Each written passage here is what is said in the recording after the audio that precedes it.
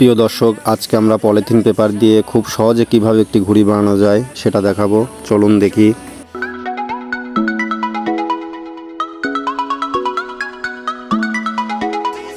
প্রথমে একটি সুন্দর পলিথিন নিয়ে পলিথিনের দুই সাইড সুন্দর করে কেটে নিতে হবে।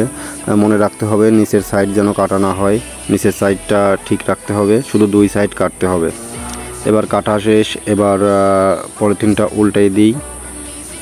এবার পলিথিনের মাঝ বরাবর আড়াআড়িভাবে খুব সুন্দরভাবে একটি ভাঁজ দিতে হবে। এবার পলিথিনের নিচের অংশটা কোনাকুনিভাবে সুন্দর করে কেটে দিতে হবে। প্রিয় দর্শক, দেখুন কি সুন্দরভাবে কালিদানা তৈরি হয়ে গেছে। এবার ঘুঁতে শলা লাগানোর পালা। পলিথিন পেপারের মাপ অনুযায়ী আপনারা শলা ব্যবহার করবেন।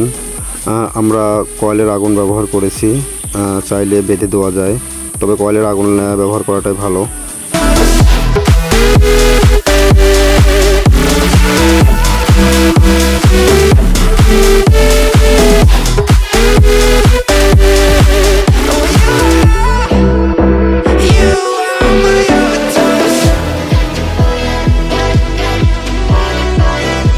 ঘুড়ির মাঝের দুইটা শলা একত্রে বেঁধে দিতে হবে যাতে সরে না যায়। এবার ঘুড়িতে বুক দড়ি লাগানোর পালা। এই ঘুড়িতে 3টা বুক দড়ির প্রয়োজন, দুই মাথায় 2টা এবং মাঝে একটা।